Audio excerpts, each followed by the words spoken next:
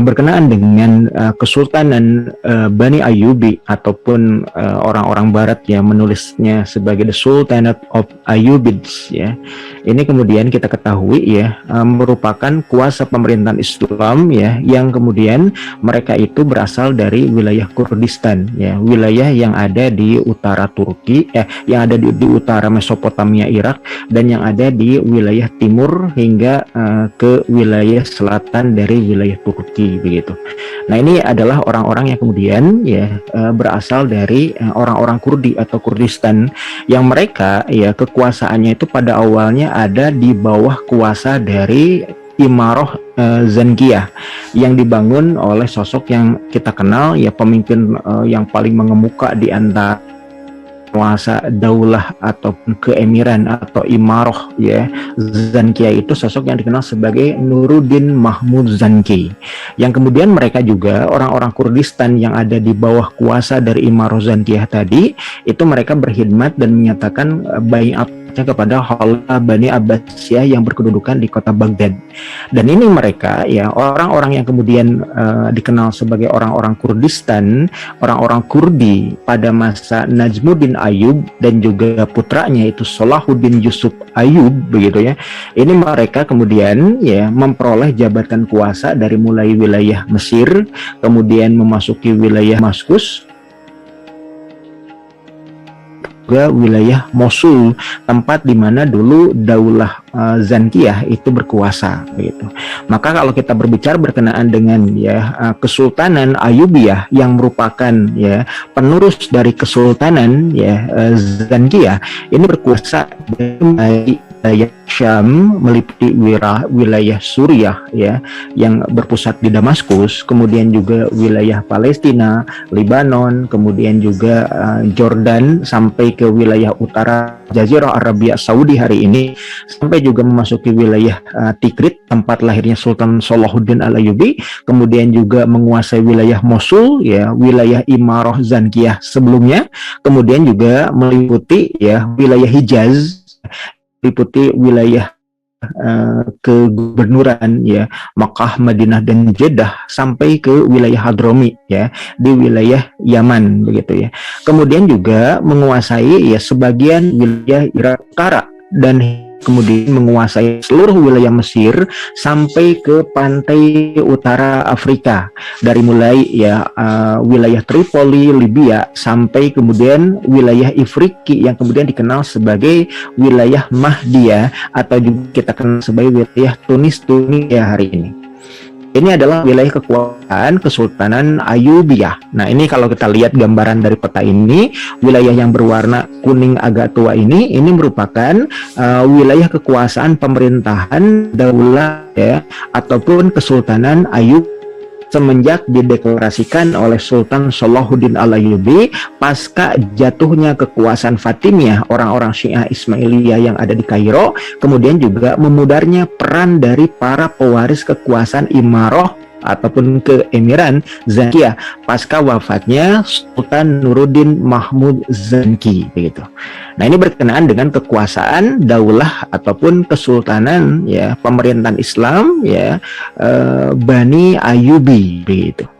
Nah, ini berkenaan dengan peta wilayah ataupun luasnya wilayah kaum muslim ya di era kepemimpinan Kesultanan Ayyubiyah pada waktu itu. Berikutnya kita lihat bahwasanya ya keberadaan Kesultanan atau Daulah Ayyubiyah tadi ini merupakan ya dalam catatan sejarah itu diposisikan sebagai kekuasaan yang membebaskan sekaligus juga yang menjadi penjaga dari keberadaan Baitul Maqdis dengan keberadaan kota tua Yerusalem dan keberadaan Masjidil Aqsa yang ada di dalamnya. Maka sebelum membicarakan lebih lanjut berkenaan dengan keberadaan dari Daulah Ayyubiyah tadi, maka kita harus tahu dulu ya berkenaan dengan bagaimana Islam ya dan keberadaannya di wilayah Baitul Maqdis, di wilayah Al-Quds, Palestina. Yang pertama kita akan mengetahui sebagaimana yang telah diuraikan pada pertemuan sebelumnya juga atau bahkan di pertemuan-pertemuan sebelumnya dikatakan bahwa Islam ya telah menguasai memasuki wilayah Al-Quds atau wilayah Baitul Maqdis Yerusalem Palestina itu semenjak kuasa kekhalifahan Khulafaur Rasyidin khususnya pada masa Sayyidina Amirul Mukminin Umar bin Khattab.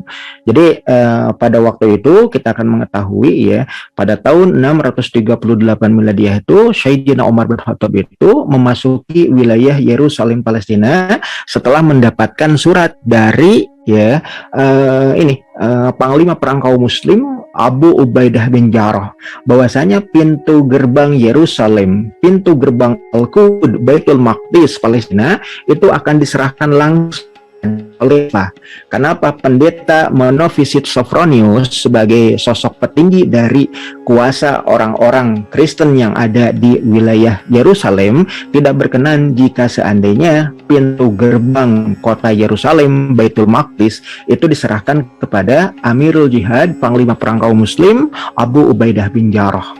Tapi dia ya Monofisit Sophronius itu hanya berkenan menyerahkan gerbang kunci dari atau kunci gerbang dari kota Yerusalem itu kepada pemimpin kaum muslim, kepada Amirul Mukminin, kepada Khalifah Umar bin Khattab.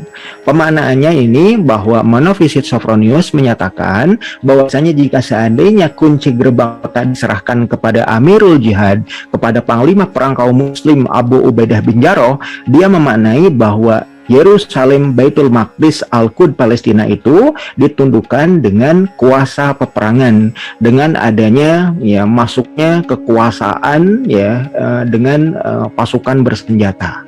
Jadi dia menginginkan bahwasanya Yerusalem itu diserahkan dalam keadaan damai dan diberikan kepada pewaris penerus kepemimpinan para nabi.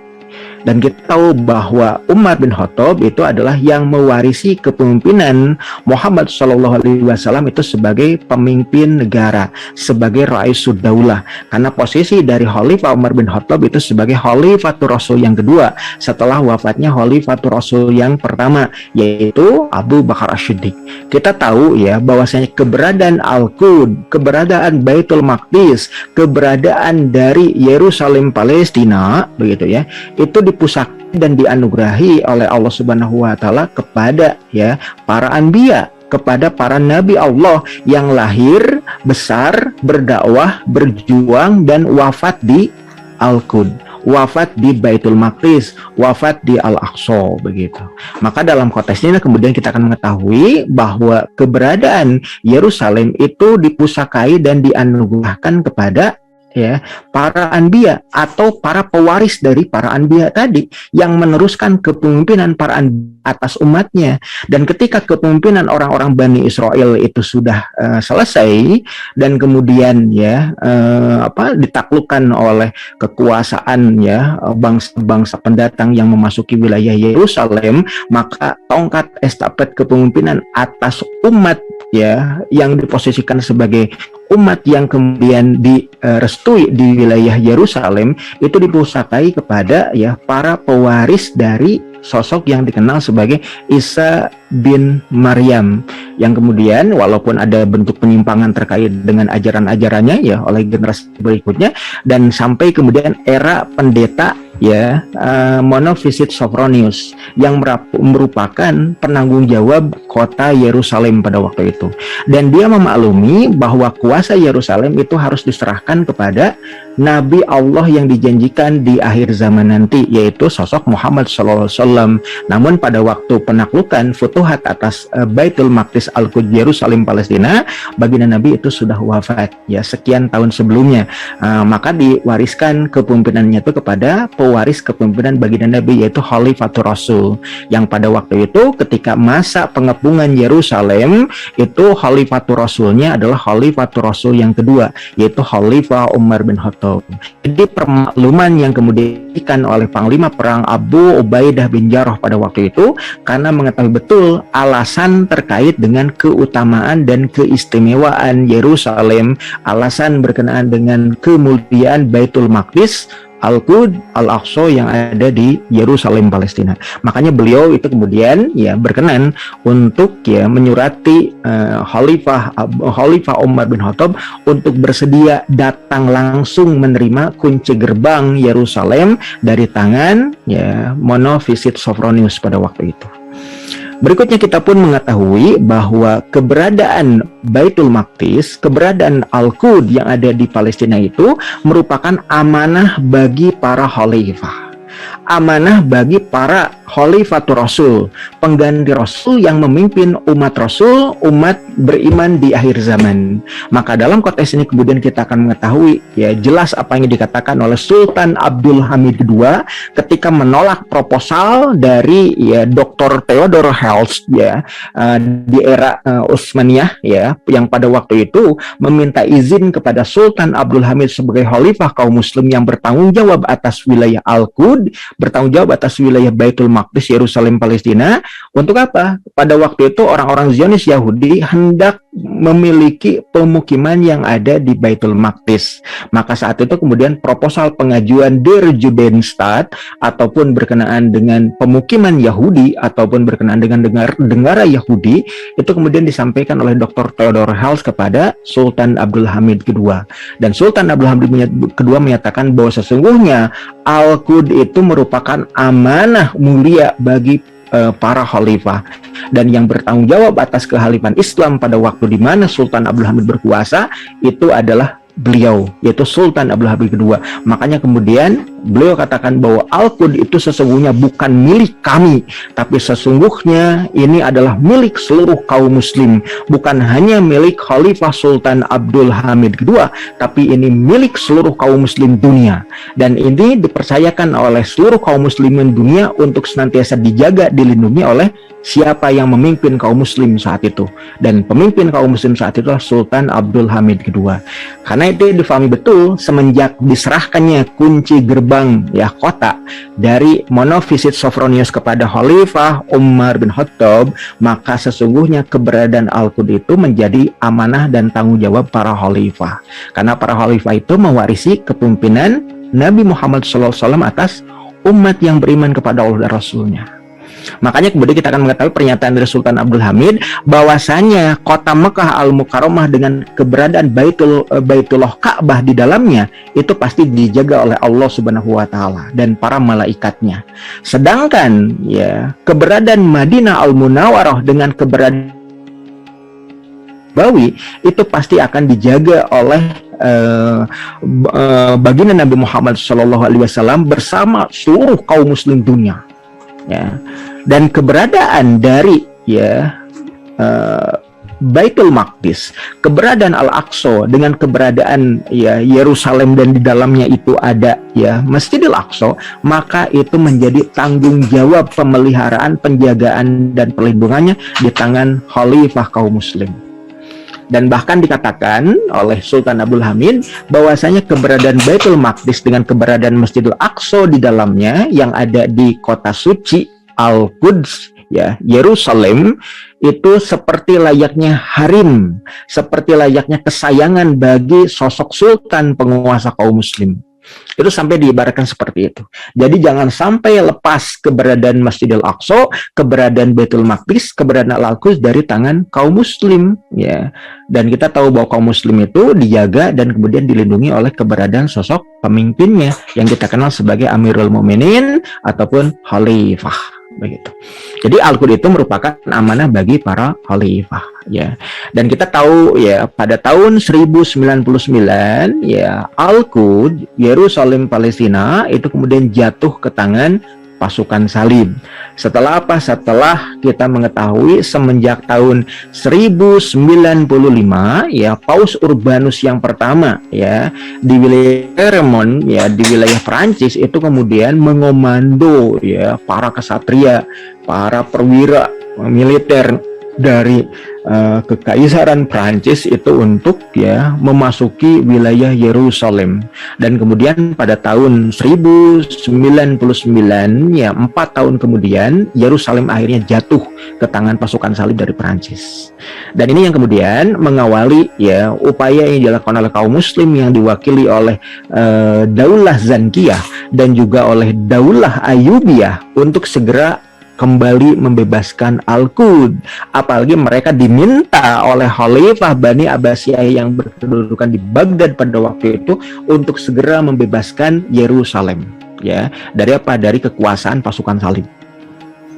Berikutnya kita akan mengetahui ya bagaimana ya Daulah Ayyubiyah ini mengemuka begitu. Kita akan mengetahui bahwa Daulah Ayyubiyah ini didirikan oleh Sultan Salahuddin Yusuf bin Ayyub ya bin Najmuddin Ayyub yang merupakan ya gubernur ataupun ya menteri dari Daulah Fatimiyah di Mesir di masa kekuasaan Khalifah Al-Adid Al-Fatimi, yang justru kemudian pada waktu itu sekalipun telah diangkat menjadi gubernur dan juga diangkat menjadi perdana menteri Mesir ya di era kekuasaan Daulah Fatimiyah, namun kemudian Salahuddin Al-Ayyubi yang kemudian memiliki teologi Sunni begitu, khususnya yaitu Imam Muhammad bin Idris Asy-Syafi'i atau Syafi'iyin, itu tetap berkhidmat kepada ya Emir Nuruddin Mahmud Zanki yang merupakan penguasa Imarah Zankiyah yang berkedudukan di wilayah Mosul di wilayah utara Irak begitu. Ya, kemudian pasca wafatnya Khalifah terakhir Daulah Khilafah Fatimiyah Syiah Ismailiyah yang berkedudukan di Al-Qahirah ya, yang namanya Khalifah Al-Adid Fatimi gitu ya. Maka kemudian Salahuddin Al-Ayyubi itu memproklamirkan kuasa Daulah Ayyubiyah di kota Kairo. Dan bahkan kemudian ketika dalam kekuasaannya pun beliau menghapuskan faham Syiah Ismailiyah yang ada di wilayah Kairo dan seluruh Mesir pada umumnya, kemudian juga memfungsikan ya keberadaan Madrasah Al-Azhar atau Universitas Azhar itu kemudian tidak lagi mengajarkan teologi Syiah Ismailiyah, namun kemudian mengajarkan pemahaman ya khususnya pemahaman Ahlus Sunnah wal Jamaah dalam konteks mazhab ya Muhammad bin Idris Asy-Syafi'i atau mazhab Syafi'i begitu. Dan kemudian ya semenjak itu pula kita mengetahui bahwa Daulah Ayyubiyah menyatakan bai'at taatnya kepada Khalifah Bani Abbasiyah yang berkedudukan di kota Baghdad pada waktu itu. Ini berkenaan dengan keberadaan dari Daulah Ayyubiyah yang pada awalnya ya Daulah Ayyubiyah itu belum dinyatakan secara terang-terangan, karena pada waktu itu sosok yang kemudian menjadi ya pendiri dari kuasa Daulah Ayyubiyah yang namanya Sultan Salahuddin atau Salahuddin Al-Ayyubi masih kemudian dalam posisi ya menjadi bawahan dari kuasa Fatimiyah, namun juga berkhidmat kepada Imarah Zankiyah gitu. Itu yang kemudian kita lihat dari keberadaan dari Sultan Salahuddin begitu. Nah, kemudian kita lihat ya bagaimana kemunculan dari ya Daulah Ayyubiyah yang dimaksud. Nah, ini kalau kita lihat lebih lanjut ini ya berkenaan dengan keberadaan ya Daulah Ayyubiyah yang membentang dari wilayah Afrika gitu atau wilayah Tunisia sampai kemudian seluruh wilayah pantai utara Afrika, kemudian seluruh wilayah Mesir dan juga wilayah Hijaz sampai ke wilayah utara Irak, wilayah Syam sampai ke wilayah perbatasan dengan ya kuasa dari Seljukiyah dan juga ya Imperium Mongol ya. Nah, ini berkenaan dengan keberadaan dari Daulah Ayyubiyah sebagaimana yang telah diuraikan di slide sebelumnya ya. Nah, kemunculan dari Ayyubiyah tadi pada awalnya mereka ya sebagaimana yang tadi disebutkan berasal dari wilayah Kurdistan. Wilayah Kurdistan itu di wilayah sini ya. Wilayah Kurdistan itu yang wilayah di kalau dilihat gambar ini adalah wilayah kekuasaan Imperium orang-orang Mongol yang ada di wilayah utara dari ya Irak dan ada di wilayah timur hingga selatan dari wilayah Turki. Ini wilayah Kurdistan. Nah, kemudian dikenal sebagai Najmuddin Ayyub ya dan juga putranya sebagai Salahuddin Yusuf Ayyub gitu ya. Ini berasal dari orang-orang Kurdi yang mereka menguasai wilayah Tikrit. Ya, Tikrit itu yang ada di wilayah utara Turki dan di wilayah tenggara dari Turki hari ini.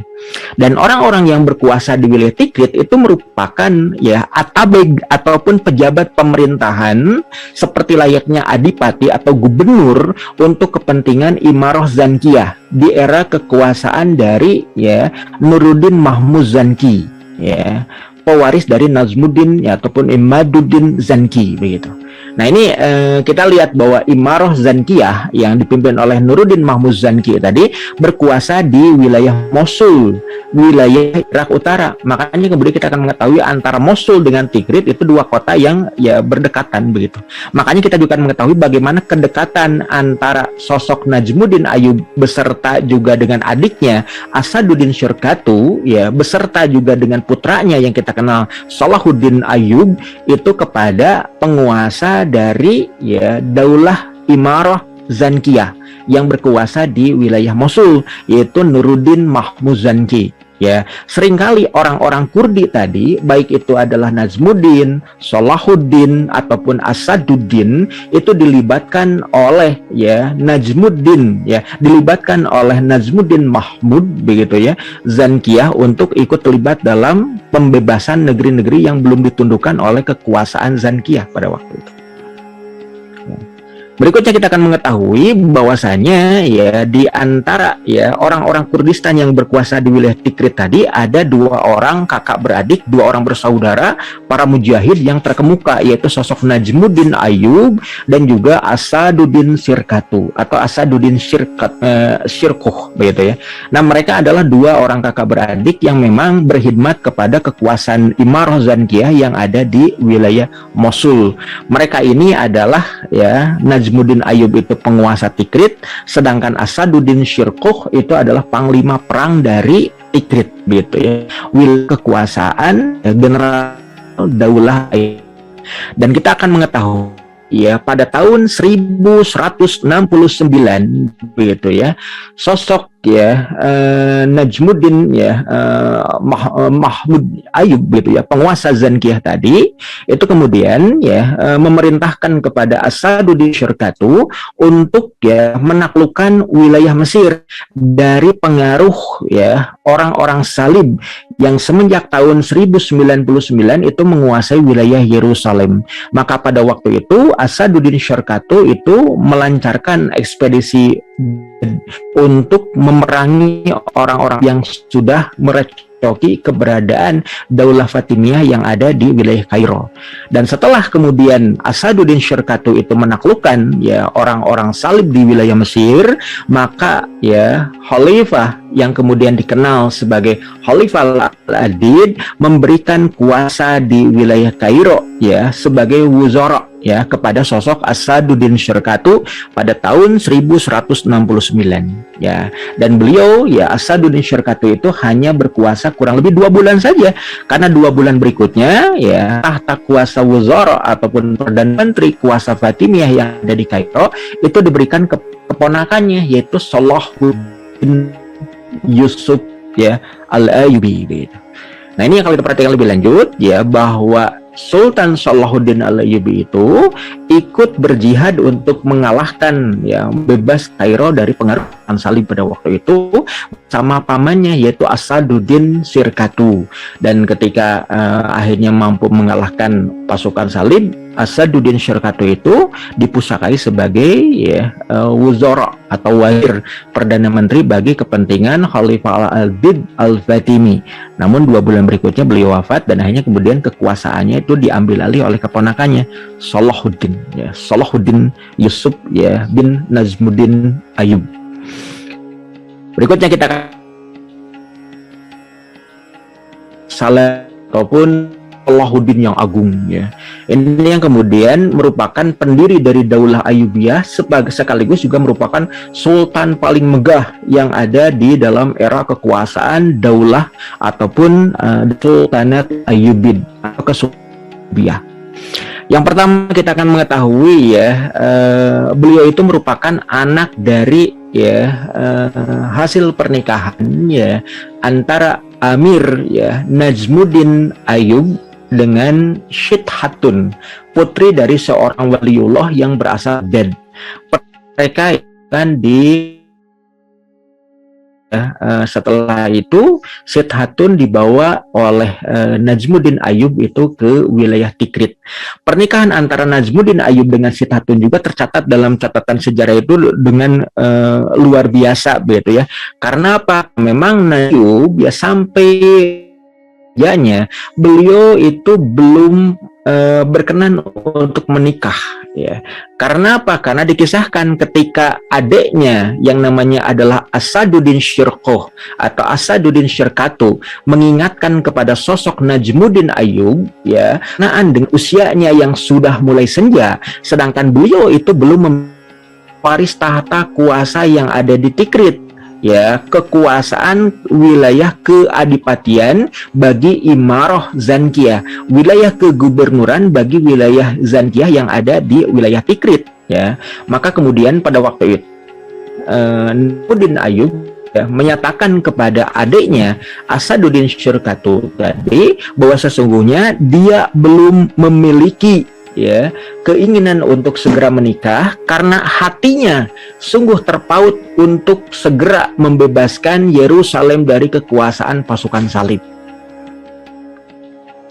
Akhirnya kemudian diingatkan pula oleh Asaduddin Syirkatu tadi bahwasanya, ya, sangat tidak memungkinkan untuk meneruskan, ya, jenjang kekuasaannya di wilayah Tikrit dan juga jejak juangnya untuk segera membebaskan Yerusalem. Makanya pewaris tahta kekuasaan sekaligus juga meneruskan tongkat estafet jihad untuk membebaskan Yerusalem.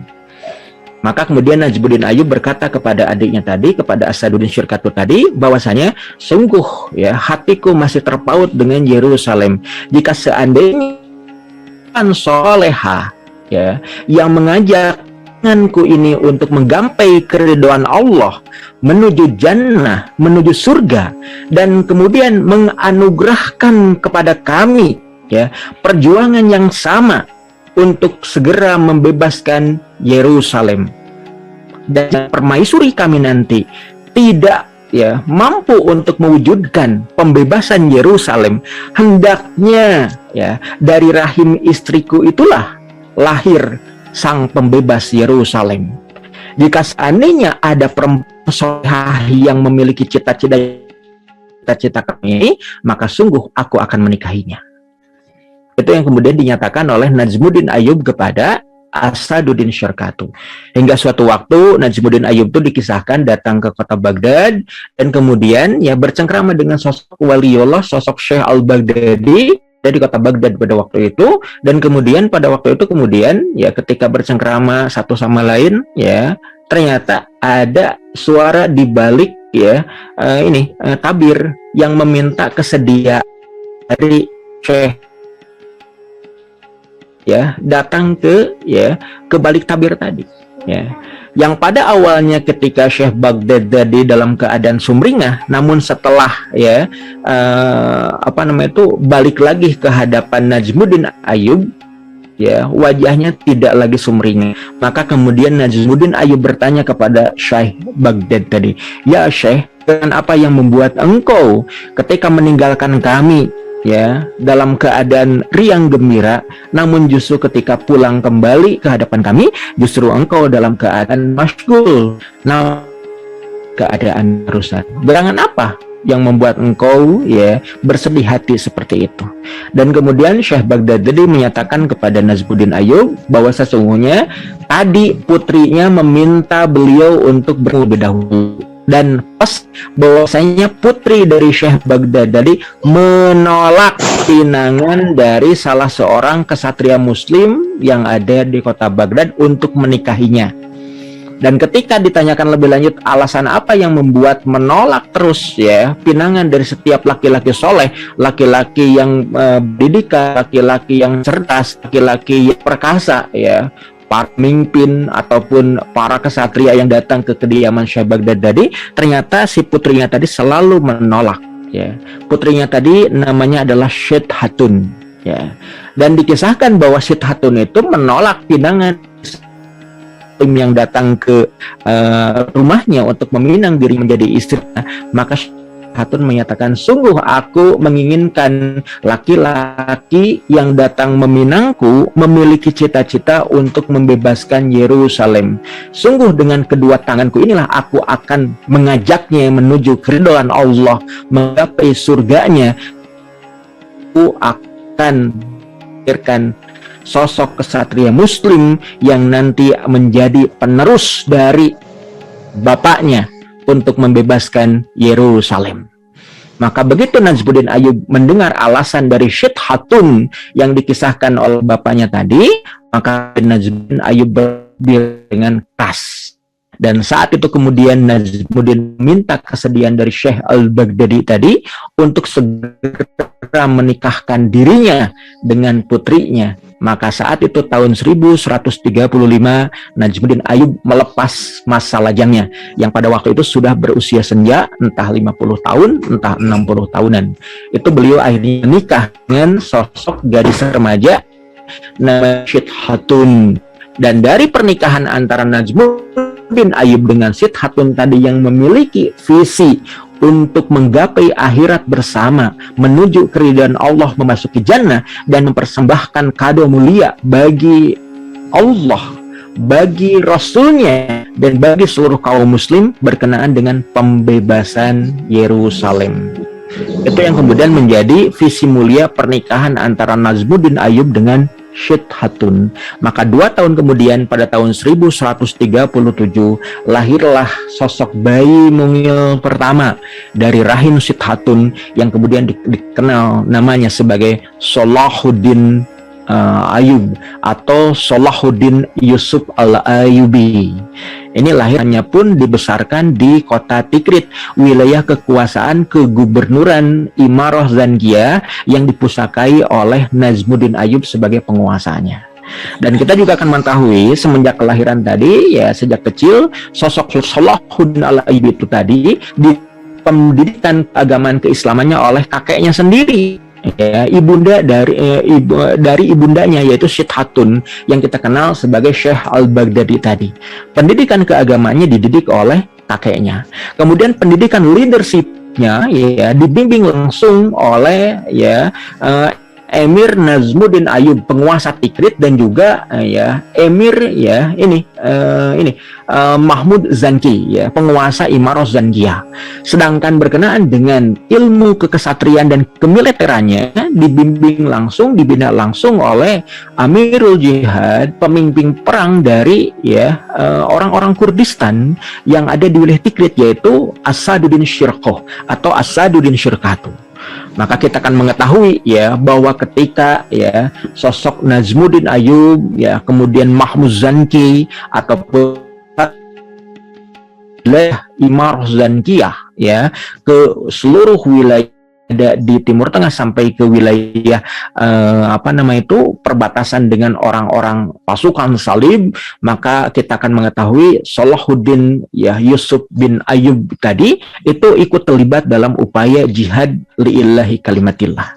Makanya ketika pada tahun 1163 ya ada pergolakan yang ada di Daulah Syiah Ismailiyah Fatimiyah di kota Kairo ketika ada perebutan kuasa perdana menteri ya antara pada satu sisi dengan Syawar pada sisi yang lain, maka peperangan di antara dua wuzara tadi dimenangkan oleh Amir Kham begitu ya. Maka kemudian ya perdana menteri yang terusir itu Syawar itu meminta Zankia yang kita ketahui sebagai Mahmud Zanki tadi itu untuk menyerang kuasa dari perdana menteri Syiah Ismail Fatimiyah di kota Kairo pada waktu itu dan mengembalikan kuasa dari perdana menteri Syawar agar berkuasa kembali di kuasa Daulah Fatimiyah dengan asumsi bahwa perdana menteri Syawar yang terguling tadi akan memberikan upeti tahunan kepada Imarah Zankiyah kepada Mahmud Zanki pada waktu itu. Emir Mahmud Zanki berkenan untuk membebaskan wilayah Kairo dan mengembalikan Wazir Syawar kepada kedudukannya sebagai menteri utama ataupun perdana menteri dari Daulah Fatimiyah, dengan catatan mereka orang-orang Fatimiyah memberikan upeti tahunan kepada Imarah Zankiyah. Maka diutuslah sosok Amirul Jihad Asaduddin Syirkatu bersama dengan keponakannya Salahuddin Yusuf Ayyub untuk membebaskan Mesir pada tahun 1163. Namun kemudian ketika Mesir itu ya justru kemudian Perdana Menteri Syawar merupakan orang Syiah Ismailiyah itu kemudian ya mengkhianati perjanjian tadi. Dia tidak berkenan untuk menyerahkan upeti tahunan kepada ya Imarah Zankiyah yang dipimpin oleh Mahmud Zanki pada waktu itu. Maka pada tahun 1169 ya ketika Perdana Menteri Syawar bekerja sama itu dengan pasukan Salib menghadapi kekuatan ya sosok ya Imaduddin Zanki dan juga para pewarisnya itu Mahmud Zanki ya dari Imarah Zankiyah begitu ya, yang juga kemudian mengutus ya, Asaduddin Syirkatu juga ya Salahuddin di wilayah Mesir. Maka pada tahun 1169 Mesir tunduk sepenuhnya kepada kekuasaan Imarah Zankiyah, dan saat itu kemudian Asaduddin Syirkatu itu diangkat menjadi Wuzara, menjadi Perdana Menteri utama dari kekuasaan Daulah Fatimiyah. 2 bulan kemudian Asaduddin Syirkatu itu wafat, maka kemudian kekuasaannya sebagai Wuzara atau Perdana Menteri utama ya wilayah Daulah Fatimiyah itu diberikan kepada ya keponakannya Salahuddin Yusuf Al-Ayyubi bin Nazmuddin Ayyub ya.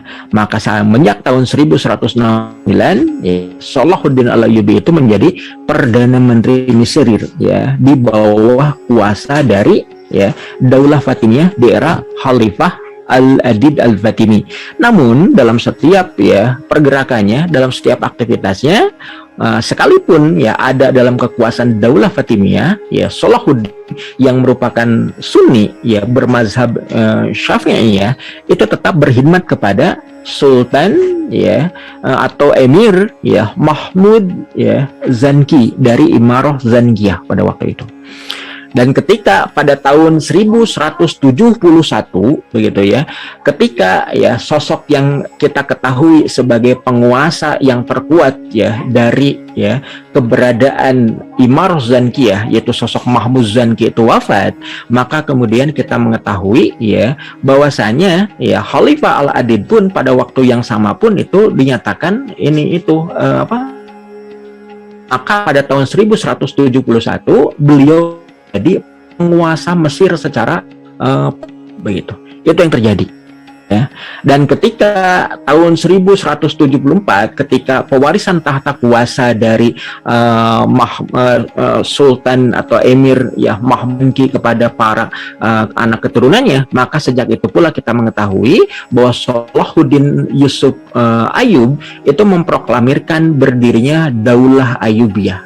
Namun tetap dalam konteks itu ya beliau tidak memerangi ya para pewaris dari Mahmud Zankiyah ya, para penguasa dari Daulah Zankiyah ya. Itu yang kemudian dilakukan oleh Sultan Salahuddin Ayyubi. Beliau justru memperkuat keberadaan ya kekuasaan Ayyubi yang ada di wilayah Mesir ya dengan meluaskan wilayah sampai ke wilayah yang kita ketahui wilayah Jazirah Arabia ya, sampai ke wilayah Hijaz dan juga wilayah Hadrami, termasuk juga sampai ke wilayah yang dilakukan oleh Sultan Salahuddin Ayyubi karena menghormati anak keturunan dari ya Mahmud Zanki, Imarah dari Zankiyah tadi. Ya, kemudian juga kita akan mengetahui semenjak tahun 1183 seluruh wilayah Syam itu kemudian ditundukkan, termasuk juga bekas-bekas ya Imarah Zankiyah. Karena di antara Zankiyah satu sama lain akhirnya menyatakan ya ketundukannya kepada Daulah Ayyubiyah lebih kuat. Dan pada tahun 1183 tadi juga wilayah Sudan itu ditundukkan. Kemudian juga wilayah Ifriki ya yang membentang dari ya kota Alexandria, kota pelabuhan di wilayah Mesir sampai ke wilayah ya Tunis ya yang ada di Tunisia. Itu kemudian ditundukkan oleh Daulah Ayyubiyah ya di era kepemimpinan dari Sultan Salahuddin Ayyubi. Dan kemudian ya 4 tahun kemudian ya ekspedisi penaklukan Yerusalem itu sudah dimulai ya. Di antaranya pada tahun 1187 terjadilah perang Hittin yang mengawali ya pembebasan Yerusalem secara sempurna. Jadi pada tahun 1187 perang Hittin itu menjadi penanda awal jatuhan ataupun pembebasan Yerusalem dari kuasa pasukan Salib. ya. Dan pada tahun 1187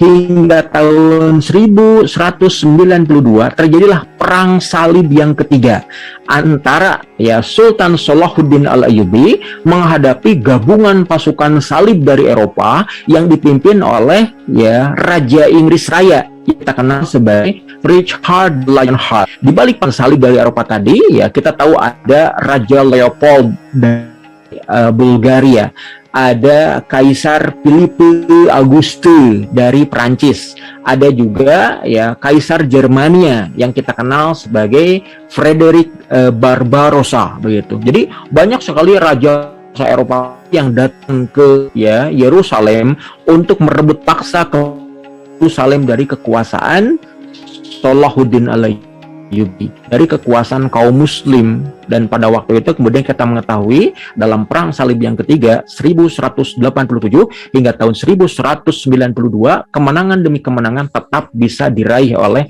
pasukan kaum muslim di bawah komando ya Sultan Salahuddin Al-Ayyubi yang tercatat dalam catatan sejarah Eropa dikenal sebagai The Great Saladin. Setahun kemudian pada tahun 1193 Sultan Salahuddin Al-Ayyubi itu wafat ya dan dikebumikan di kota Damaskus. Dan kita diketahui berkenaan dengan di Sultan Salahuddin Al-Ayyubi ini itu juga sosok yang hidup sezaman dengan ini Imam Abu Hamid Muhammad Al-Ghazali ya, penulis kitab ya Ihya Ulumuddin.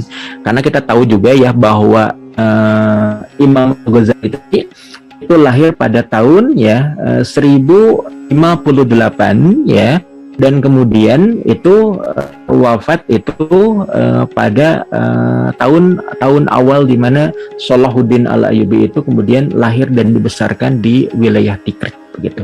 Jadi ini juga yang kemudian menjawab juga pertanyaan dari para pemirsa ya Majelis Soldah TV ya berkenaan dengan ketika Imarah Zankiyah berkuasa, siapa di antara ya para alim ulama yang terkemuka pada masanya. Di antaranya adalah sosok yang kemudian dikenal sebagai Syekh Al-Baghdadi yang kemudian menjadi kakek dari Sultan Salahuddin Al-Ayyubi, kemudian juga ya sosok Imam Al-Ghazali atau nama panjangnya adalah Syekh Abu Hamid Muhammad Al-Ghazali ya, yang kemudian juga pernah kemudian mengajar ilmu di wilayah Baitul Maqdis, Yerusalem, Palestina. Ya, berikutnya ini berkenaan dengan ya Kesultanan Ayyubiyah. Siapa saja di antara mereka dan bagaimana ya jejaknya Ayyubiyah itu berkuasa ya, kurang dari 1 abad ya, kurang lebih ada sekira 9 tahunan ya semenjak Sultan Salahuddin Al-Ayyubi itu berkuasa pada tahun 1174 Miladiah. Kemudian diteruskan oleh putra-putranya pada tahun 1193 ya hingga tahun 1198 oleh ya Sultan Al-Aziz selama kurang lebih 5 tahun begitu.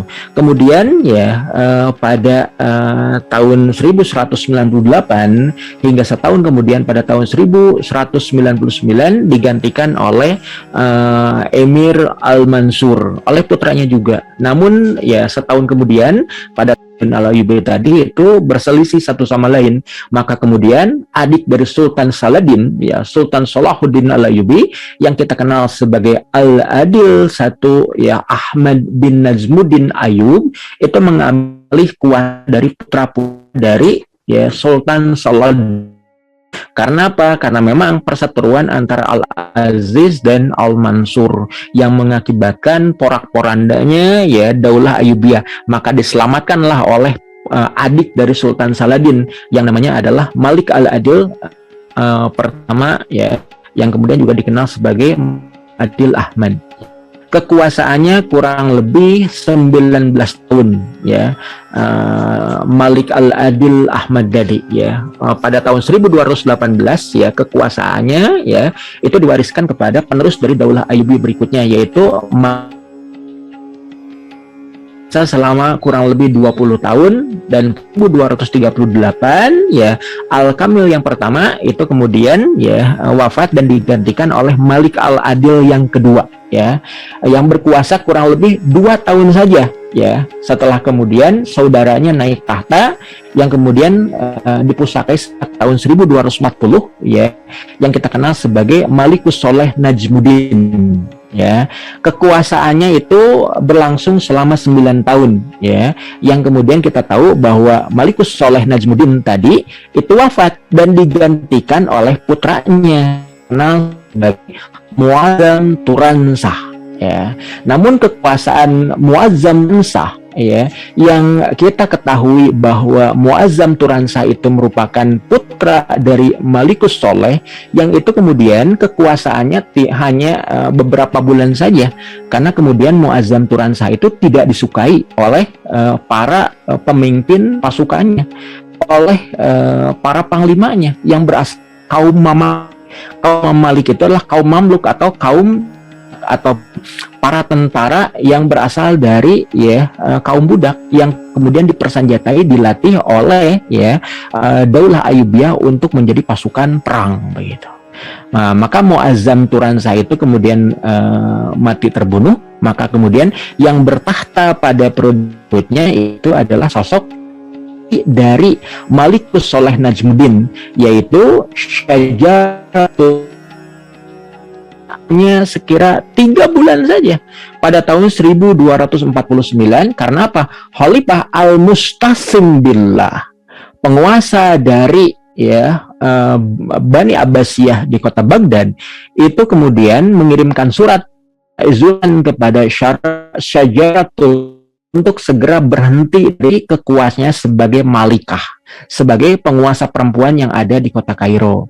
Dengan apa? Dengan salah satu ya pesan bahwasanya ya baginda Nabi Muhammad SAW itu tidak memperkenankan ya seorang perempuan untuk menjadi penguasa ya.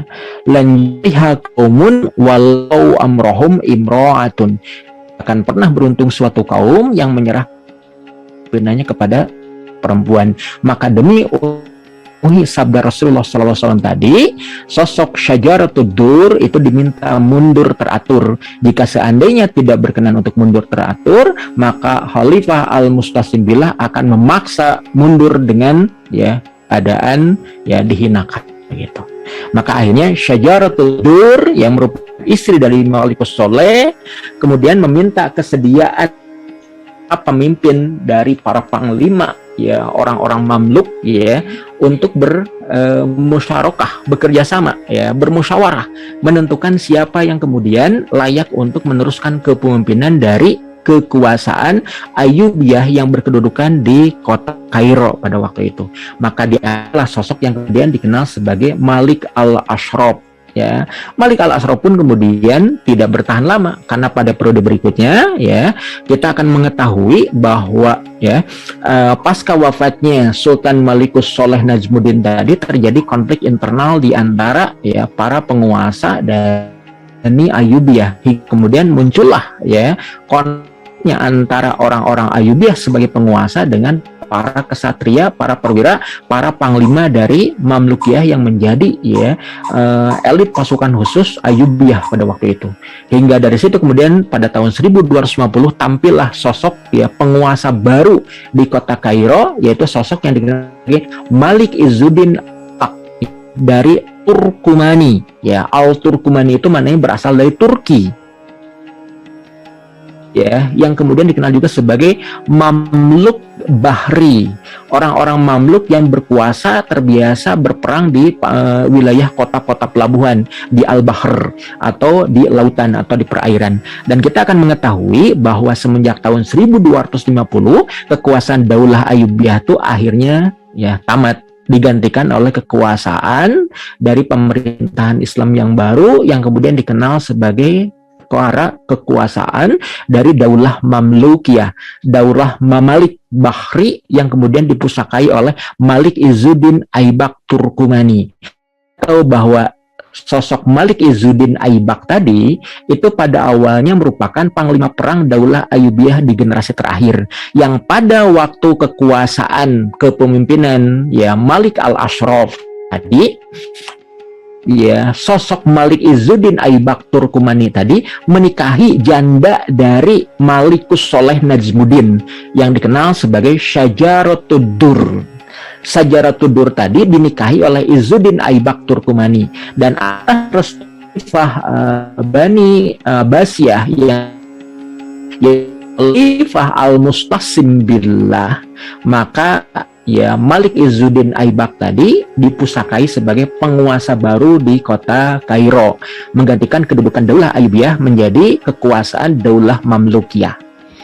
Itu terjadinya seperti itu. Dan kita mengetahui bahwa keberadaan Ayyubiyah tadi atau Dauliyah tadi bukan hanya menjadi para pembebas dan penjaga Baitul Maqdis Yerusalem Palestina, tapi Daulah Ayyubiyah pun diketahui luas dalam catatan sejarah ya pernah juga membangun peradaban Islam, khususnya yang ada di Kairo dan juga di Damsyik, di Damaskus ya, terutama dalam bidang pendidikan ya, sains dan teknologi, termasuk juga dalam bidang pengairan ya, dengan membangun bendungan-bendungan, kemudian juga membangun fasilitas-fasilitas terkait dengan teknologi ya, pertanian, perkebunan, dan juga terkait dengan pengembangan perniagaan, termasuk juga membangun terkait dengan keberadaan bimaristan atau rumah-rumah sehat, kita kenal hari ini sebagai rumah sakit.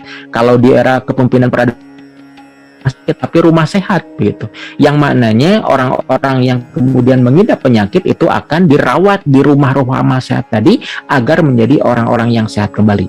Dan ketika masa perawatan sampai kesembuhannya tadi, orang-orang yang sakit yang kemudian datang ke Bimari, mereka itu kemudian tidak dipungut biaya sama sekali, semuanya kemudian difasilitasi oleh pemerintahan Islam, dibiayai oleh daulah, dibiayai sepenuhnya oleh negara secara gratis.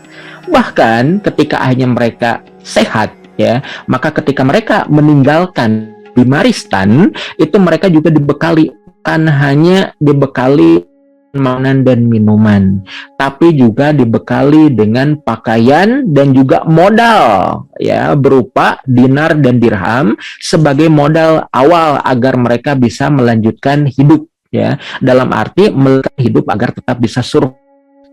Itu pemanan di Bimaristan yang kemudian dikenal sebagai rumah sehat dalam dunia medis di era pemerintahan Islam pada waktu itu, khususnya di era Ayyubiyah yang berkhidmat kepada kekuasaan Daulah Khilafah Bani Abbasiyah yang ada di pusat kota Baghdad ya. Dan kita tahu ya, pasca Malikus Saud terjadi konflik antara Muazzam Turansah, Syajaratul Dur, ya Malik Al-Ashraf itu dengan ya Izzuddin Aibak Turkumani. Yang dari situ kemudian semenjak tahun 1250 setelah kurang lebih ya sekira 10 tahunan kekuasaan Ayyubiyah pun akhirnya ditindaklanjuti oleh kekuasaan dari Mamlukiyah. Insya Allah di pertemuan yang akan datang kita coba telah berkenaan dengan Daulah ya Mamlukiyah semenjak Izzuddin Aibak Turkumani sampai era di mana ya kekuasaan mereka yaitu berkhidmat kepada Khalifah Bani ya Abbasiyah yang kita kenal sebagai Mutawakil Allah yang ketiga, dan akhirnya kemudian ya Malik yang terakhir ya Turman Bey itu kemudian ditundukkan oleh ya Yafuz Sultan Selim Al-Awwal dari pemerintahan Daulah Utsmaniyah pada tahun 1500. Insya Allah di pertemuan yang akan datang kita telah berkenaan dengan Daulah Mamlukiyah di Mesir. Ya, berikutnya kita akan mengetahui ya akhir dari ya Ayyubiyah itu ya sebagaimana yang tadi diuraikan, dari mulai adanya konflik internal di antara para pewaris Daulah Ayyubiyah ya, antara ya Al-Adil dengan ya, Al-Mansur ya, kemudian juga ya, pemberontakan para penguasa wilayah, orang yang kemudian direkrut menjadi para perwira, yang menjadi para tentara, menjadi para gubernur, khususnya dari kalangan orang-orang Mamluk, baik itu Mamluk Burji ataupun Mamluk Bahri begitu. Kemudian juga adanya konflik berkepanjangan dengan apa? Dengan pasukan Salib yang kemudian senantiasa merecoki juga ya kekuasaan dari Ayyubiyah atau bahkan kekuasaan sebelumnya, yaitu kekuasaan Zankiyah yang ada di wilayah Syam ya, khususnya keinginan pasukan Salib untuk kembali memasuki wilayah Yerusalem. Kemudian kita akan mengetahui ya kemudian Bahri yang dipimpin oleh Izzuddin Aibak Turkumani ya. Kemudian juga kita tidak melupakan ya pada tahun 1250, 1254, 1258, 1260 bergelombang dari ya Imperium Tartar Mongol di era kekuasaan Hulagu Khan bin Tuli Khan bin Temujin Genghis Khan, yaitu dari klan Ilkhanati gitu, yang kemudian menjarah rayah dari mulai Khawarizm, kemudian juga Baghdad sampai ke wilayah yang dikenal wilayah Mosul dan Tikrit, bahkan nyaris ya merebut Yerusalem sebelum dipukul mundur oleh Malik Muzaffar Saifuddin Qutuz dan juga Jenderal Mamluk ya Bahri wal Burji yang dikenal sebagai ya Jenderal Baybars ya. Itu yang kemudian berbicara berkenaan dengan ya cara berkenaan dengan pertanyaan mendasar tadi ya dari Pak Misbahuddin ya sebagai ya moderator kita ya.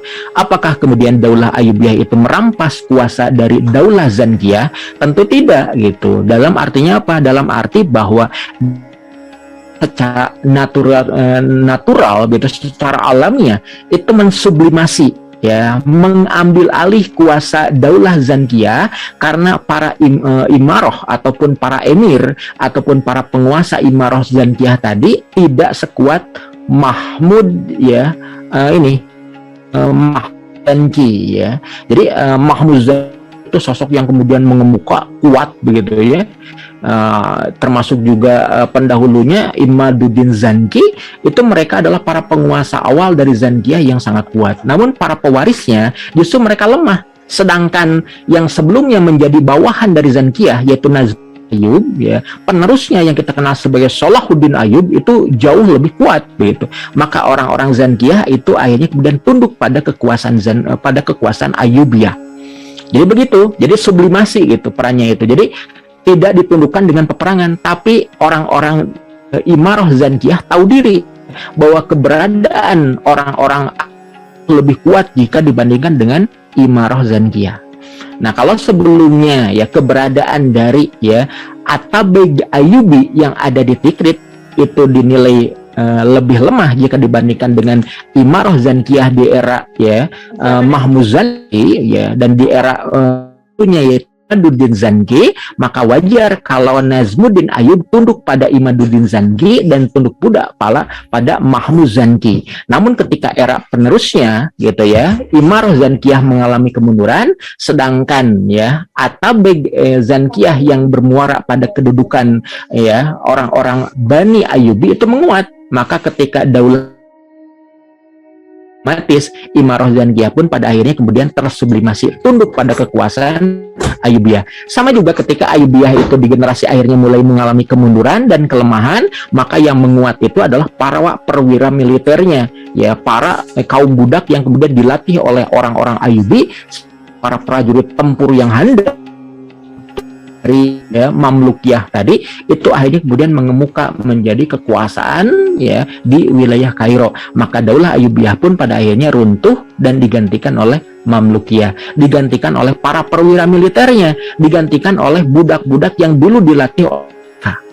Maka di situ lebih lanjut, keberadaan dari Daulah Mamlukiyah itu menjadi ya kekuasaan ya kaum muslim yang diperintah dan dipusakai oleh yang dulunya itu anak keturunan kaum budak yang dimerdekakan oleh Daulah Ayyubiyah dan dilatih menjadi para perwira militer begitu. Itu saja, kurang lebihnya mohon maaf ya. Wassalamualaikum warahmatullahi wabarakatuh. Waalaikumsalam warahmatullahi wabarakatuh. Alhamdulillah, jazakallah khairan. Semua yang ada di ruang Zoom terjawab sudah ya kemarin tentang keberadaan Daulah Ayyubiyah. Dia bukan memberontak terhadap Daulah Zankiyah ya. Baik, alhamdulillah semuanya. Seperti biasa di bagian akhir, jika ada yang mau bertanya berkaitan dengan Daulah Ayyubiyah ini, dipersilahkan mengisi di kolom chat atau juga raise hand ya. Kalau yang males nulis begitu bisa nanti di raise hand. Baik Ustaz, ini ada satu pertanyaan yang dia adalah pemirsa di YouTube-nya Sodah TV. Tadi Ustadz memaparkan bahwa Imam Al-Ghazali juga termasuk ulama yang ada pada masa Daulah Ayyubiyah. Yang pertanyaannya, Assalamualaikum Ustadz, bagaimana dengan pandangan beberapa ulama di kita yang mengatakan bahwa Imam Al-Ghazali itu sesat? Di masyarakat ada yang menyebutkan bahwa Imam Al-Ghazali itu memiliki paham yang sesat begitu kan. Mungkin Ustadz pernah dengar apa dari sisi mana begitu sampai muncul pernyataan seperti ini?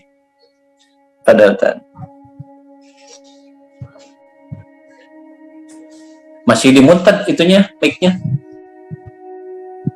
Iya, terima kasih. Berkenaan dengan sosok yang menyatakan bahwa Imam Al-Ghazali itu sesat, maka pendapatnya ini adalah pendapat yang mengikuti pendapat dari sosok yang kemudian dikenal sebagai Imam Ibnu Rus Al-Andalusi. Ya, Imam Ibnu Rus Al-Andalusi itu pernah menulis kitab yang judulnya adalah Tahafut ala Tahafut, begitu ya. Karena apa? Karena Imam Ibnu Rus Al-Andalusi ya dari Andalus ya dari Cordoba begitu ya. Itu menyatakan pendapat dari Imam Al-Ghazali atau pendapat dari Imam Abu Hamid Muhammad Al-Ghazali yang mengkritisi ya pemikiran dari filsafatnya Muhammad bin Sina begitu ya. Itu di dalam kitab Tahal-Falsifah begitu. Sosok Imam Muhammad bin Sina atau Imam Ibnu Sina itu yang kemudian yang merumuskan filsafatnya yang kemudian dikenal sebagai falsafatuna ya filsafatku begitu ya. Itu kitab dari Imam Ibnu Sina tadi dikritisi dengan sangat sengit oleh Imam Al-Ghazali di dalam kitab Tahafut ala Falasifah atau kerancuan dari filsafat. Sampai-sampai kemudian Al-Ghazali menyatakan bahwa Imam Ibnu Sina itu sesat dan menyesatkan. Bahkan kemudian Ibnu Sina difatwakan zindik oleh Imam Al-Ghazali. Maknanya zindik itu mendekati kepada tanda-tanda irtidad, tanda-tanda kemurtadan. Karena apa? Karena Imam Ibnu Sina menyatakan bahwasanya alam penciptaan atau makhluk ini bersifat azali. Karena mustahil Allah Subhanahu wa sebagai Al-Khaliq yaitu berhenti untuk menciptakan. Itu sampai begitu ya. Maka di dalam falsafatunanya Imam Ibnu Sina itu dikritik langsung oleh Imam Al-Ghazali ya berkenaan dengan filsafatnya tadi bahwa sampai dikatakan Ibnu Sina itu sesat, menyesatkan dan zindik begitu. Ya beratus tahun kemudian ya pendapat dari Imam Al-Ghazali yang menjadi pendapat mayoritas kaum muslim pada waktu itu bahwa filsafat itu sesat, menyesatkan, itu kemudian dikritisi oleh Imam Ibnu Rus Al-Andalusi dalam kitab Tahafut ala Tahafut yang maknanya adalah kesesatan atau kerancuan dari kesesatan atau kerancuan dari kerancuan, kesesatan dari kesesatan.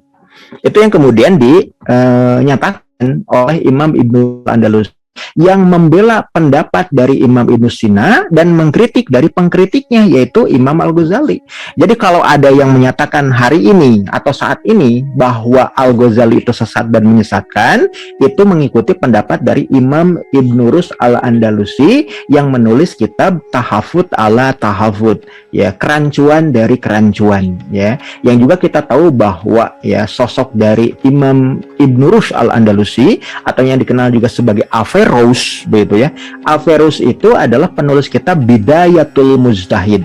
Sosok Imam Mujtahidin, fuqaha dan juga mutakallimin ya juga filosof di era kejayaan daulah yang ada kota Cordoba yang ada di Andalusia pada waktu itu. Namun juga pendapat dari Imam Ibnu Rus Al-Andalusi yang berani mengkritik Muhammad Al-Ghazali tadi itu pun bukan tanpa celah. Itu di generasi berikutnya para murid dari Imam Al-Ghazali itu juga mengkritik pendapat dari Imam Ibnu Rus, sosok yang kemudian dikenal sebagai Al-Ghazalinya Indonesia ya, sosok Abdullah bin Nuh gitu, sosok ulama dari Bogor, sosok ulama dari Cianjur gitu ya, sosok alim ulama di Tatar Sunda ini juga mengkritik pendapat filsafatnya Imam Ibnu Rus yang kemudian membela pendapat dari filsafatnya Imam Ibnu Sina gitu. Jadi menyatakan sesat tadi berarti mengikuti pendapat dari Imam Ibnu Rus atau Averroes ya Cordoba atau Imam Ibnu Rus Al-Andalusi begitu. Al-Qurtubi Al-Andalusi begitu. Jadi dalam konteks ini kemudian jika kan Al-Ghazali mengikuti dari Ibn Rus Al-Andalusi Al-Qurtubi, atau juga yang dikenal sebagai Averroes tadi, yang merupakan sosok filosof sebagaimana Imam Ibn Sina begitu. Makanya juga gini ya Pak ya, berkenaan dengan keberadaan dari filsafat di tengah kaum muslim, itu dianggap pendapat yang kemudian ataupun pemikiran yang cenderung pada bentuk kesesatan, karena membuat adanya ya pertentangan di antara kaum muslim dalam persoalan berkenaan dengan konsepsi tauhid begitu. Ini yang kemudian menyebabkan kaum muslim itu pecah satu sama karena adanya perbedaan cara pandang terkait dengan persoalan filsafat begitu. Jangankan berkenaan dengan persoalan filsafat gitu ya, berkenaan dengan ilmu kalam yang kemudian dikembangkan oleh para mutakalimin, antara misalkan ya pendapat dari Wasil bin Atta ya, kemudian juga dikritisi oleh bin Sofwan begitu ya, kemudian juga dikritisi oleh Abu Hasan Al-Asy'ari, kemudian juga dikritisi oleh Imam Taqiyuddin bin Taimiyah, dan juga oleh murid-muridnya seperti misalkan Imam ya Ibnu Katsir, atau juga pendapat dari ya Abdul Al-Jauzi ya, Imam Ibnu Qayyim Al-Jauzi ya, di era ketika era kekuasaan orang-orang Mamluk yang ada di wilayah Mesir begitu. Itu dialektika berkenaan dengan persoalan di kalangan mutakalimin, satu kelompok dengan kelompok yang lain itu kemudian bisa saling ya membid'ahkan, bahkan mengkafirkan satu sama lain. Ini akibat ketika pengaruh filsafat merasuki konsepsi teologis ataupun konsepsi ketauhidan yang ada di tengah-tengah kaum muslim. Itu bahayanya filsafat, dan itu yang kemudian diingatkan oleh Imam Al-Ghazali di dalam kitab Tahafut ala Falasifah, atau kesesatan atau kerancuan filsafat. Dan itu menjadi ya pemahaman mainstream di kalangan Ahlus Sunnah begitu. Nah, kalau di kalangan orang-orang Syiah gitu ya, maka ini kajian filsafat dan kajian terkait dengan mutakalimin ya, ahli kalam, itu sangat disukai begitu, hal-hal seperti itu. Apalagi kita tahu bahwa Imam Muhammad bin Sina atau Imam Ibnu Sina juga disinyalir dia itu penganut Syiah begitu. Ini yang harus kemudian kita cermati, bahwa kalau ada yang berani menyatakan bahwa Al-Ghazali itu sesat, berarti dia mengikuti pemikiran ya dari Averroes atau Imam Ibn Rus Al-Qurtubi Al-Andalusi tadi Pak. Allahu a'lam bishawab. Oke, terima kasih. Kajian biasanya di kajian di ilmu kalam ya. Ya. Kalau filsafat. Baik, ada yang menarik tadi berkaitan di minggu yang lain, masih ada waktu kurang lebih sekitar 10 menit lagi, berkaitan tentang tadi Mamalik atau Mamluk ini adalah daripada kemudian yang dilatih menjadi pasukan tempur tangguh oleh Bani Ayyubiyah. Tapi justru di bagian akhir justru juga konflik internal di Daulah Ayyubiyah itu salah satunya dengan Mamalik ini begitu kan. Apakah ini juga sebagai petanda kalau misalnya Ayyubiyah sudah mulai lemah, akan siap begitu, seperti hanya Janqiyah ke Ayyubiyah, bahwa sebagai titik awal akan munculnya Daulah Mamlukiyah begitu kan? Atau seperti apa begini nyata? Iya. Untuk jawabannya paling mungkin nanti saya uraikan lebih detailnya di pertemuan datang Pak. Ya, ketika pembahasan berkenaan dengan Daulah Mamlukiyah.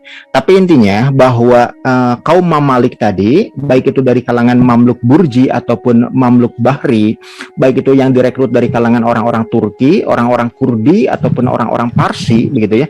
Mereka ini adalah dulunya itulah kaum Buddha yang dimerdekakan oleh Daulah Ayyubiyah dan kemudian direkrut sebagai tentara ya, yang diandalkan untuk menopang kekuatan dari Daulah Ayyubiyah ketika berperang dengan pasukan Salim, atau ketika meluaskan wilayah ke wilayah yang dikenal sebagai wilayah Ifriki ya, wilayah Tunisia begitu ya, sampai ke seluruh wilayah Syam begitu. Dan ini pasukan diandalkan karena mereka adalah pasukan terlatih. Dan ketika mereka sudah menguat, pada satu sisi ya, di sisi yang lain pemerintahan Ayyubiyah sendiri ya, baik itu dari kalangan orang-orang Kurdi dan juga orang-orang Parsi dan juga orang-orang Arab, yang ketika orang-orang Kurdi tadi menikahi ya para putri dari Arab atau putri dari Parsi atau putri dari Turki, itu mulai melemah begitu. Nah, itu kemudian kita mengetahui ketika era Malikus Soleh Najmuddin itu wafat, ya, maka ketika putranya, ya, Turan Shah itu akan berkuasa, ya, itu kemudian ada intrik, ya, ibunya dengan, ya, para kesatria dari Mamalik tadi, gitu ya, berkenaan dengan kekuasaan. Nah, makanya kemudian Turan Shah itu pun kemudian dimakzulkan, maka kemudian, ya, para penguasa, para kesatria Mamalik tadi sepakat untuk mengangkat Syajaratud Dur itu sebagai malikah, sebagai raja penguasa perempuan mewakili kekuasaan Daulah Ayyubiyah yang berkekuatan di kota Mesir, di wilayah Kairo, begitu, di wilayah Mesir. Namun ketika 3 bulan berikutnya informasi itu sampai kepada Khalifah Al-Mustasim Billah, beliau memerintahkan kepada, ya, Syajaratud Dur tadi untuk mundur. Ya, ketika mundur, ya, maka bertahtalah sosok yang kemudian sebagai penguasa terakhir dari Daulah Ayyubiyah, yaitu Malik, ya, Al-Ashraf Musa, begitu. Nah, Malik Al-Ashraf Musa tadi akhirnya kemudian dimakzulkan pula oleh suami dari Syajaratud Dur yang merupakan, ya, suami berikutnya setelah Syajaratud itu menyelesaikan masa iddahnya, ya, menikah dengan sosok, ya, kesatria panglima perang, ya, Daulah Ayyubiyah dari para kesatria Mamluki, gitu. Nah, itu sosok yang dikenal sebagai Izzuddin Aibak Turkumani, ya, Al-Mamluki, begitu. Nah, ini berbicara berkenaan dengan, ya, awal mula kemunculan dari Daulah Mamlukiyah. Untuk lebih detailnya nanti kita bahas di pertemuan yang akan datang, yaitu Daulah Mamlukiyah, begitu, ya, yang merupakan, ya, para penjaga dan pelindung, ya, Khilafah Bani Abbasiyah yang pasca jatuhnya Baghdad ke tangan orang-orang Tartar Mongol, begitu. Begitu, Pak. Ya, bersabar aja lah.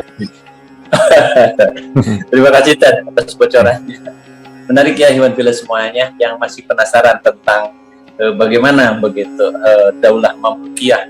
Tapi yang menariknya bahwa Daulah Mamlukiyah itu ternyata bahwa di dalam Islam seorang budak pun begitu kan, ketika ini dilatih dan dia memiliki kemampuan dalam memanage, maka dia juga punya hak gitu untuk memimpin sebuah peradaban. Padahal mungkin kalau secara sederhananya mereka adalah dari, kalau kelas istilahnya itu dari kelas bawah, ya, dari para budak. Maka dengan kata makhluk itu adalah mereka adalah para budak. Artinya yang dimiliki berarti orangnya tidak memiliki kemerdekaan. Ini menariknya, ya, tentang Mamlukiyah, Daulah Mamlukiyah. Jadi Iwan Villa semuanya, jangan lupa nanti insya Allah mungkin yang akan datang, mungkin minggu depan kita akan membahas khusus berkaitan dengan Daulah Mamlukiyah ini.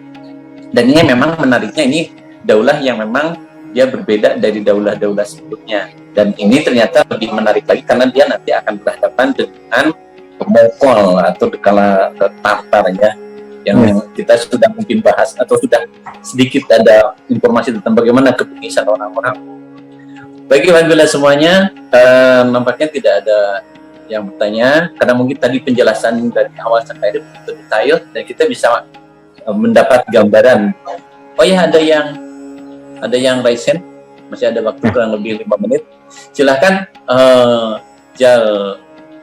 Jari Nazel, yang raise hand, silahkan Bu. Assalamualaikum warahmatullahi wabarakatuh. Waalaikumsalam warahmatullahi wabarakatuh. Ini temanya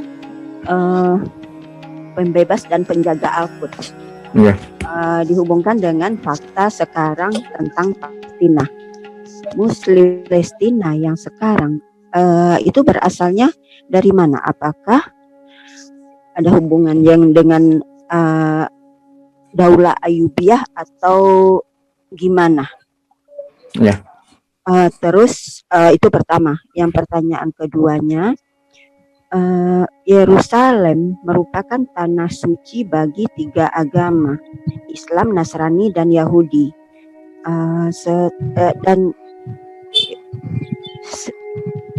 Jika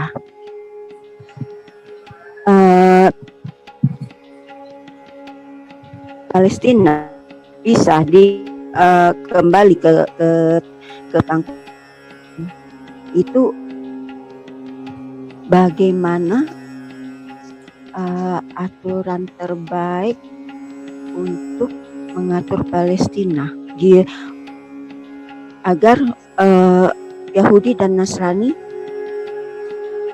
mau terima aturan Islam di tanah Palestina. Ya. Bisakah dinegokan dengan kondisi saat ini? Wassalamualaikum warahmatullahi wabarakatuh. Waalaikumsalam warahmatullahi wabarakatuh.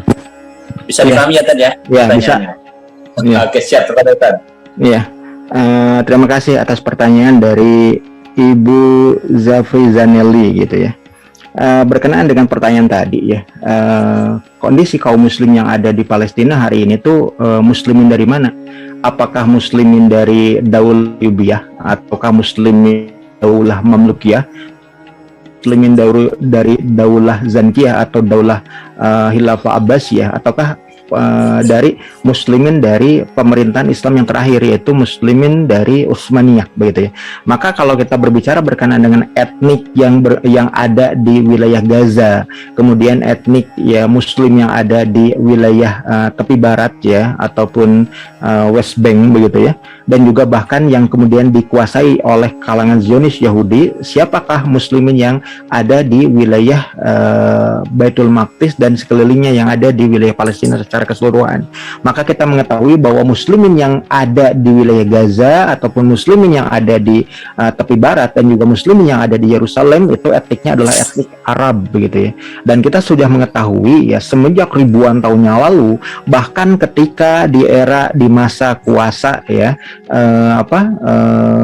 kaum muslim ya semenjak ya tahun 638 Miladiah, ketika kita mengetahui bahwa ya panglima perang kaum muslim ya Abu Ubaidah bin Jarrah ya mengepung wilayah Palestina dan kemudian menaklukkan Yerusalem begitu, dan kemudian kunci gerbang Yerusalem diserahkan kepada Khalifah Umar bin Khattab. Maka sejak itulah kemudian ya umat muslim dari Jazirah Arabia dan juga di wilayah Syam pada umumnya menempati wilayah Yerusalem dan wilayah Palestina pada umumnya setelah futuhnya wilayah Palestina dari penguasaan orang-orang Nasrani, khususnya orang-orang Kristen Ortodok ya, di era kekuasaan Romawi Bizantium yang berpusat di kota Konstantinopel, di era kekuasaan The Great Heracles begitu. Maka sejak itu kita akan mengetahui ya penghuni dari ya wilayah Palestina itu etniknya Arab gitu. Arabi, anak keturunan dari Sam bin Nuh alaihissalam, sama sebagaimana orang-orang Bani Israel. Karena kita mengetahui bahwa Bani Israel ya Bani Arab dan juga Bani Rumi Asfari, orang-orang Eropa ya, orang-orang Asia begitu ya, itu semua satu keturunan dari Sam bin Nuh alaihissalam. Makanya kemudian orang-orang Bani Ibrani, Bani Arabi atau Bani Rumi Asfari itu sering menyatakan sebagai kaum Semitik ya, Semitik Kaukasoid ya. Karena kalau kita bandingkan antara orang Arab, orang-orang Israel ya, orang-orang Yahudi, kemudian juga orang-orang Eropa dan Amerika, itu bentuk fisiknya bentuk fisik yang rupawan dan cantik-cantik ya gitu. Karena mereka itu adalah anak keturunan dari Sam bin Nuh alaihissalam, yang di antara anak keturunan Nuh alaihissalam itu Sam itu sebagai anak pertamanya, anak sulungnya itu memiliki perawakan yang paling cakep di antara anak-anaknya yang lain begitu. Jadi yang menyatakan antisemit itu bukan hanya orang-orang Israel, tapi orang-orang Arab pun ketika dihina di mana-mana, mereka bisa menyatakan kalian antisemit karena anti terhadap kami. Kami adalah anak keturunan Semitik Kaukasoid begitu. Ini harus kita perhatikan lebih lanjut. Jadi kalau pertanyaan dari Ibu tadi, siapakah muslimin yang ada di wilayah Palestina hari ini? Mereka adalah muslimin Arab begitu. Min Filistin begitu. Orang-orang Arab Palestina begitu. Itu yang pertama. Kemudian yang kedua berkenaan dengan Yerusalem sebagai kota suci dari tiga agama samawi, baik itu Islam, Nasrani ataupun Yahudi. Memang benar pada kenyataannya Yerusalem atau Baitul Maqdis itu merupakan kota suci bagi tiga agama samawi tadi.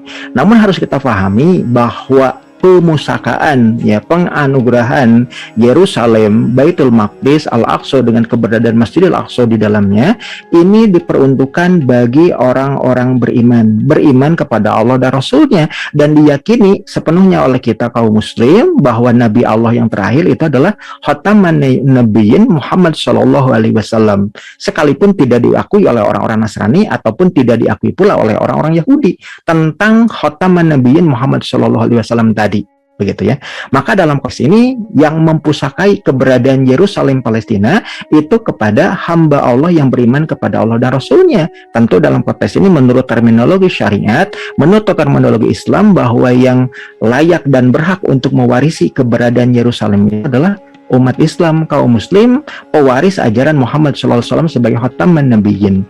Nah, kapan itu dibebaskan? Nah, kalau merujuk kepada hadis-hadis Rasulullah Shallallahu Alaihi Wasallam, bahwasanya keberadaan Baitul Maqdis Yerusalem Palestina akan futuh di era Khilafah Rashidah yang kedua, ala min haji nubuwah, yaitu daerah Khulafah Rasyidin yang akan tutup kembali di akhir zaman, yang mereka ini adalah para khalifah lurus seperti Khulafah Rasyidin. Satu di antara puncak kemegahan di era Khilafah Rasyidah di akhir zaman tadi adalah sosok pemimpin yang dikenal sebagai Al-Mahdi Al-Muntazahar, atau juga yang dikenal sebagai Al-Mesyah, ya, ataupun juru telang, juru selamat di akhir zaman, yang nanti akan membebaskan Yerusalem dan membebaskan Baitul Maqdis, ya, di era di mana, ya, penguasa dari, ya, keberadaan, ya, Israel Raya itu adalah sosok yang dikenal sebagai Al-Masihud Dajjal, sebagai raja dari, ya, orang-orang Israel. Dan Al-Masihud Dajjal, ya, dalam peperangan dengan Al-Mahdi pada waktu itu, Al-Mahdi Al-Muntazar itu sebagai pemimpin kaum muslim, sebagai khalifah Rashidah di akhir zaman tadi, akan memerangi Al-Masihud Dajjal bersama sosok yang dijanjikan oleh Allah dan Rasulnya akan turun di Menara Putih Masjid Umawi yang ada di Damaskus. Siapa dia? Dialah yang kemudian dikenal sebagai Isa bin Maryam, yang akan diturunkan kembali dari atas langit dan memerangi orang-orang Yahudi, dan kemudian juga dalam konteks ini adalah mengeksekusi Al-Masihud Dajjal. Di mana? Di salah satu pintu gerbang memasuki wilayah Yerusalem yang disebut sebagai pintu Lud. Nah, itu yang kemudian kalau kita berbicara berkenaan dengan kapan, ya, Yerusalem itu akan futuh. Nah, kalau merujuk kepada hadis Nabi, akan difutuhati, ya, ketika masa Al-Mahdi yang memimpin kaum muslim sebagai khalif. Makanya kemudian orang-orang yang tidak suka Islam dan kaum muslim itu mencegah, ya, dan juga berupaya menghalangi tegaknya kembali khilafah. Karena kalau tegaknya kembali khilafah, institusinya telah dipersiapkan, maka Al-Mahdi akan segera tiba. Ya, Isa bin Maryam akan segera turun, dan entitas negara Zionis Yahudi Israel itu akan segera dihancurkan. Itu kalau merujuk kepada hadis-hadis Rasul berkenaan dengan akhir zaman. Kemudian pertanyaan berikutnya, kapan bisa dinegosiasikan? Tentu dinegosiasikan kalau sesuai dengan syariat Islam. Artinya orang-orang Nasrani, ya, sebagaimana yang kemudian dijanjikan dalam syariat, sebagaimana yang pernah diputuskan oleh Sayyidina Umar bin Khattab sebagai khalifah kaum muslim pada tahun 638, kemudian juga pada masa di mana, ya, beliau menandatangani Ihdat Umariyah, ya, bersama dengan pendeta Monofisit Sophronius pada waktu itu, bahwasanya orang-orang Nasrani itu diperkenankan untuk bermukim, ya, untuk berziarah, ya, di tanah suci Yerusalem. Sedangkan orang-orang Yahudi hanya diperkenankan untuk berziarah ke tanah suci di, ya, Al-Quds Palestina Yerusalem, tapi sama sekali tidak diperkenankan untuk bermukim. Silahkan mereka tidurnya di luar kota Yerusalem, silahkan mereka bermukim di luar Baitul Maqdis, tapi untuk teritorial Baitul Maqdis orang-orang Yahudi sama sekali tidak diperkenankan. Dan itu adalah aturan Islam yang akan berlangsung sampai hari kiamat. Itulah negosiasinya, bahwa orang Yahudi diperkenankan untuk berziarah, tapi setelah berziarah tidak diperkenankan untuk bermukim. Karena apa? Ini dalam Ihdat Umariyah antara Khalifah Umar bin Khattab dan juga antara, ya, beliau itu dengan, ya, pemimpin orang-orang Nasrani, yaitu Monofisit Sophronius, bahwasanya orang Yahudi tidak diperkenankan untuk bermalam barang satu lampun. Artinya apa? Tidak diizinkan untuk bermukim, hanya diizinkan untuk berziarah. Setelah selesai ziarahnya, silahkan keluar dari Baitul Maqdis. Mau tidur dimanapun, mau pulang lagi silahkan. Tapi yang hanya boleh bermukim di Yerusalem hanya Muslim dan Nasrani saja. Orang Yahudi sama sekali tidak diizinkan bermukim, hanya untuk berziarah atau beribadah di tempat-tempat ibadah, ya, orang-orang Yahudi yang ada di Yerusalem. Itu negosiasinya, ya. Mereka boleh berkunjung, berziarah, beribadah, tapi tidak diperkenankan untuk bermukim. Ya, sedangkan orang Nasrani boleh berziarah, boleh beribadah, boleh bermukim. Itu menurut timbangan. Begitu Bu, mudah-mudahan Allah alam bisawab.